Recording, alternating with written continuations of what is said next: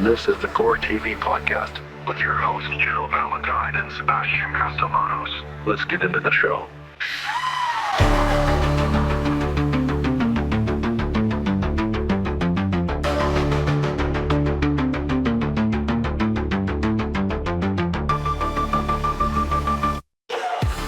Okay, so you know how everyone jokes about how much they love dealing with customer service? Yeah. Yeah, me neither. It's like the ultimate soul-sucking experience. Yeah. But this article, GoreTV presents the Customer Relations Horror Show. They totally get it. They compare the whole thing to a survival horror game. I love that. Right, like it's scary accurate. It really is, and it's brilliant because, I mean, who hasn't felt that, like, little shiver of dread? Tell me about it. When you realize you have to, like, contact customer service? Oh, yes. It's the worst. It is. So the article, they break it down like levels in a game, right? Yeah. And level 1, they call it the initial realization. It's that moment when, you know, like you said, that shiver of dread. It's when you get that wrong charge on your credit card statement or that package shows up at your door and you're like, I didn't order this. Yes. Or when you open your, like you've been waiting for this package, you open it up Yeah. and it's completely the wrong thing. The worst, and your heart just sinks. Yeah, it's like, oh, this is going to be my life now for the next however many hours. Exactly. So you're in it now, right? You've got the problem. You're at level 1. What happens next? This is my least favorite part. Oh, it's universal. Level 2. The automated maze. Ugh, don't even get me started. Press 1 for this. Press 2 for that. Press 3 if you want to just give up and pay for this thing twice. And by the time you get to, like, option 9, You've forgotten why you called. you're like, wait, what? Exactly. It's the worst. And then if you mishear something or you press the wrong thing by accident, Well, you're starting all over. you get sent all the way back to the beginning. It's the worst. And the article, I love this, they compare it to being lost in a haunted mansion. The perfect analogy. Right. Because you're just wandering around in the dark. You don't know where you're going, what's around each corner. You just want to find your way out.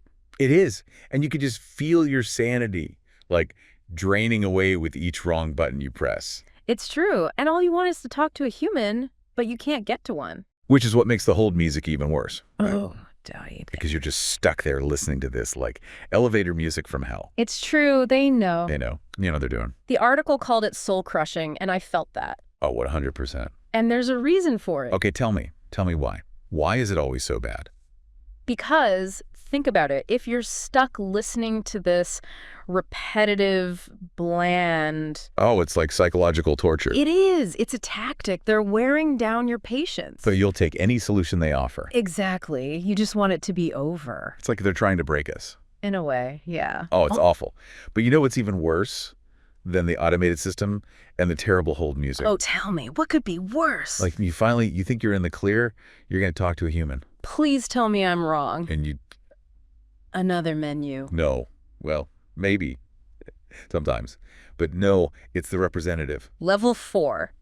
The representative encounter. Yes. Which, let's be honest, is often just as bad as the automated system. Oh, sometimes worse. Oh, I know. Because half the time, they sound like just as robotic as the automated system. Oh, totally. They're reading from a script, you can Yeah. tell. They don't really have any agency to actually help you. Right. It's like they're NPCs in a game, which I guess technically they kind of are. The article did call them NPCs. I loved that detail. Because you just never know, like, what you're going to get. Are they going to be helpful? Are they going to be, like, the worst person I've ever talked to? It's a gamble. It's true. And sometimes you get that, like, little glimmer of hope. Right. They're like, oh, yeah, I can totally fix that for It's going to be easy. Don't worry about it. And then Plot twist. transfer you to another department. Level 5, the transfer loop. Oh, which is basically just a fancy way of saying hold music, the sequel. Exactly, but with, like, a different bad song. Oh, it's even worse because now you're like, I was so close. You see the finish line. And then they just, like, pull the rug out from under you. It's the worst. And I always think, like, okay, is it just me? Am I just, like, particularly bad at this? Oh, no. I don't think it's just you. But the article, they said that, like, companies actually design it this way on purpose. They do. And you know what? There's, like, a whole, like, psychology behind it. Like, it's behavioral economics. Okay, get technical on me here. What does that even mean? So basically, the more hoops they make you jump through, the more effort it takes to get what you want. Right. Like, it's exhausting. The more likely you are to just give up. So they're basically hoping we'll just get tired and go away. Essentially, yeah. Oh, that's almost evil. It's very strategic. But, the thing is, it works. Oh, 100%. Yeah. It's like, how many times have you, like, abandoned an online shopping cart? Oh, so many times. Just because you're like, I don't want to deal with the customer service if something goes wrong. It's not worth the hassle. That's not worth it. And it shouldn't be that way. No, it shouldn't. So, okay, if they're using all this, like, psychology and these tactics against us, Yeah. what are we supposed to do? How do we fight back? Give me the secrets. Okay, so first of all, knowledge is power, right? Okay. So just knowing that these tactics exist, that this is like a thing that they do, Yeah. already puts you one step ahead. You're not just blindly walking into this. Okay, I like that. You're like, I see your game, customer service. Yeah. I'm on to you. So what else? What else can we do? So next time you're like stuck in that automated system, right? You're pressing 1 for this, 2 for that. Oh, tell me there's a way to escape that. Is sometimes if you just keep saying representative, Right. it'll like break you out of the system. It'll like trigger like, oh, this person actually needs to talk to a human. Shut up. That's amazing. Yeah. It doesn't always work, but it's worth a try. Okay, I'm trying that next time. Yeah. It's like in those horror movies, you think it's over, but then bam, the monster pops back up. The worst. So you're checking your credit card statement a week later and you're like, please let this be over. Right. You're holding your breath, just waiting to see if you actually won. Exactly. The article called it the final boss, the credit card statement, which I got to say is pretty spot on. It's the final showdown. Did you get your money back, or are you stuck fighting for another round? So stressful. You know what? This whole like breaking it down like a game, Yeah. it's actually really helpful. Right. It makes it feel a little less, I don't know, terrifying. Yeah, a little less intimidating maybe. Yeah. Because you're like, okay, I know the levels. I know what to expect. Right. I can do this. I can beat this game. You've got your strategies. Exactly. So speaking of strategies, any other like pro tips for, surviving the customer service apocalypse? Let me think.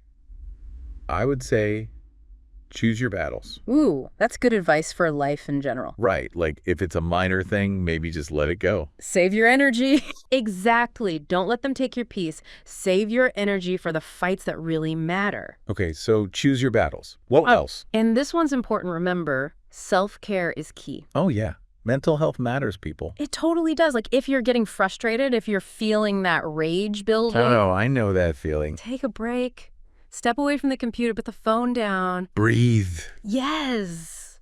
Breathe. Come back to it later when you're feeling calmer. Because otherwise you're just going to, like, yell at some poor customer service rep. Exactly. And nobody wins in that situation. So true. Speaking of, like, rage-inducing moments, the article talked about this, too. They called it Level 7, Confirmation Limbo. Oh, yes. It's that, like, agonizing wait after you've fought your way through the game. You think you've won, Right. You're like, please let this be over. but you're still waiting for that confirmation email, that refund, to hit your account. And it's like, is it really over or is this just a trick? The suspense is killing me. Seriously, it's like the monster is just like hiding under the bed, waiting to jump out. Oh, stop. You're giving me nightmares. Although, I guess that's kind of the point of this whole deep dive, right? To Yeah. explore the horror that is customer service. Exactly. And they did give it a pretty high score on the horror scale, They did. A 9.5 out of 10. which, considering they were using bloody brains as their unit of measurement, That's a solid score. pretty impressive. So I'm curious, for our listeners out there, on a scale of 1 to 10, how scary is customer service for you? Hit us up in the comments. We want to hear your horror stories, your survival tips, your best strategies for beating the game. Because, hey, we're all in this together, right? We are. And remember, you're not alone. We've all been there. We've all faced the customer service boss monster. And live to tell the tale. Exactly. So until next time, game on.